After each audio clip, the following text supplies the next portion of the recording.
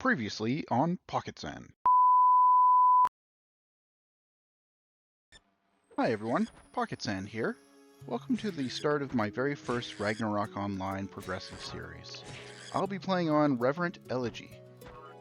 My friends and I tried this server during its beta and enjoyed it. It's a nice blend of familiar but with new challenges, with all the changes they've made and custom things they've added. I've had a few weeks to think about what I think would be the best start to this new server for me. I decided I'd try to main a hunter, which is a first for me, as I've avoided this meta for as long as I can remember. My first task is to try and collect some basic universal gears that I can use on all my classes to make leveling easier. First, when I logged in, I wanted to make a merchant for the use of the overcharge and discount skills to make the early game money problems easier. I would log in with a large group of novices, and we would all race through the training area. Here I would make multiple mistakes because I was just in awe of how many people were here. While in the hunting area was nuts. We just had to kill whatever you could find because there was just so many people.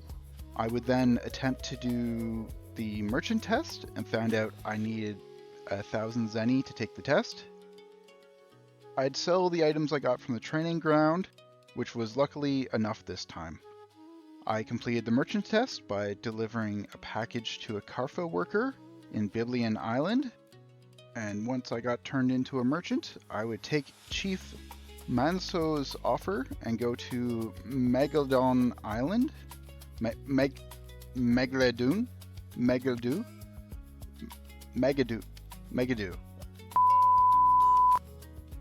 Melando, a custom town with a dungeon on Revenant Elegy, RO. I would complete a few walking quests until they gave me some starter gears and sent me to the dungeon to kill 10 pourings. I completed this, got bored, and decided to go back to my usual methods. I went to Payon Cave to try and level faster. I would get to level 26, and then I would move over to Wolves, where I would level until I ran out of novice pots. I got to level 33-22, and I would go to Prontera to reset my skills to get overcharge and discount. Discount allows me to purchase items from NPC shops for a 24% discount, and overcharge would give me a 24% increase in zenny when I sell items to an NPC shop. Next, I get started on the main character of this video, the hunter, Sandstrafe. I would complete the training grounds again, but not before finding some nutter that had a full party that they were leeching in the training grounds. Knowing that the archer test required me to collect wood, I would kill as many willows as I could find while working towards job 10. I would be teleported to the Archers Guild to take the test, and I lucked out and had enough wood to complete the test even before it started. Next, I would go to Payon Caves, from where I would get started on my third character, Healing Sand. I bet you have no idea what this character is going to do. Completing the training area again for a third time. Still more people than I've usually seen in the training area in a very long time. This time I would be teleported to the church in Prontera, where I would be tasked to going to meet an NPC on another map and come back. I was sent to the northwest map of Prontera, which was nice and easy. Once I got there to speak to the NPC, my location was saved there, so I couldn't use a barfly wing to get back. So I walked back using my flying wings sparingly and tried to get close. Back in Prontera, I would change my save location to the Carfa right by the fountain there, and then go back to the church to become an acolyte. I would make my way to Payon Cave to meet up with my archer.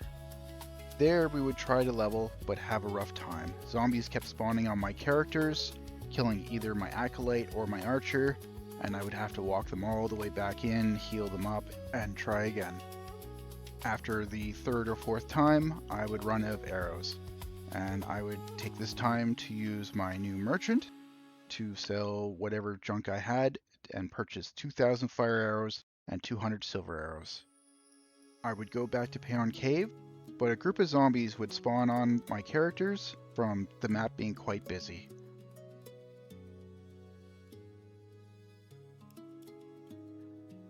So I decided to move over to the wolves map.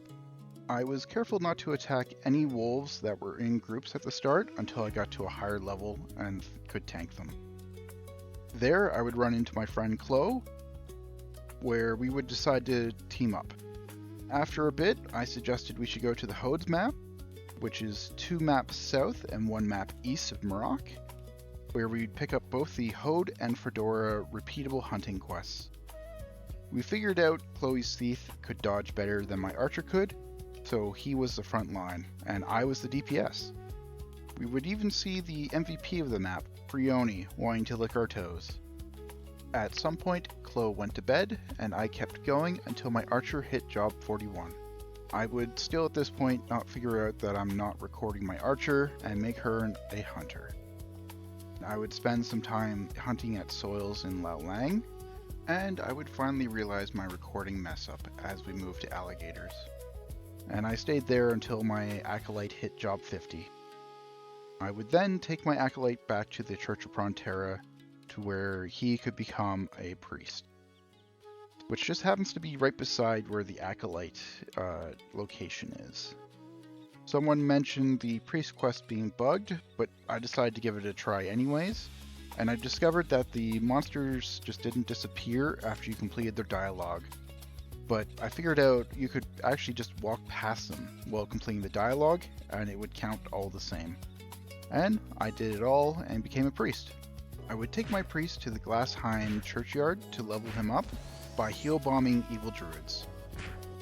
I would then offer my friend Blazin XT a chance to get a head start, as he was just getting off work. He was already started at the Malangdo dungeon, where I helped him for a little bit and then convinced him to move to wolves. Once he got to level 35, I would take him to Lao Lang Field, and we would kill soils until he got to level 53-41. He would go to change into a hunter, and I would call it a night. But not before finding and bugging my friend Lolly while she was leeching 2 of her merchants. The next day, I got started farming for a card for my armor, a Persilio card. This card gives you 25 attack for the trade-off of -5 defense. So I would go to Enbrak, then go 1 map south. I would teleport around with Flywings and one-shot Persilios for a bit, and I got lucky. I got the card after 944 kills. I would slot this card into my current mantle, which I found at Wolves, which had a pretty decent roll on it, which is one of the custom features of this server.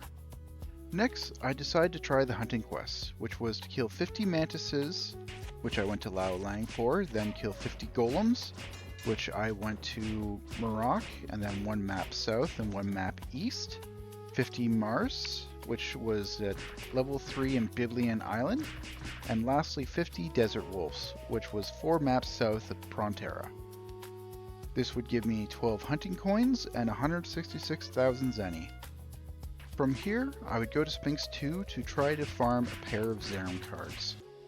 This card gives you 4 decks and goes into an accessory slot, and would aid with my hunter's damage. I also wanted to get a Martyr card, which gives you 10% more HP and 1 Agi, and this card goes into foot gear. I also wouldn't mind killing a couple Draeniers and getting their card also. I would spend the rest of my day farming at Sphinx 2. Until that night, when I would decide to make another merchant, to make this one a vending slave. I would complete the training area and the merchant test again, but this time I just didn't have enough money from selling my junk. So I would try to trade this character some money, but unfortunately that didn't work. I did find a workaround though, which was mail this character some money. I would then decide to take what little money I had and roll some extra stats on my hunting bow. To do this, all I need is a second bow and an old coin. This roll was not bad, but not great. After that, I decided to just take a peek at the old coin shop and noticed that they had gym passes. So I bought 2 because I know the extra carry weight would be fantastic on my hunter. The next morning, I would be back on the grind, going after my Zeram cards. And luckily for me, early that morning, I got some luck. After 988 kills, I got my first Zeram card. I spent the rest of the day at Sphinx 2, but had no further luck. I'll keep on the grind in the background and update you guys when something happens. But in the next video, we're going to try looking for some actual foot gear and a garment.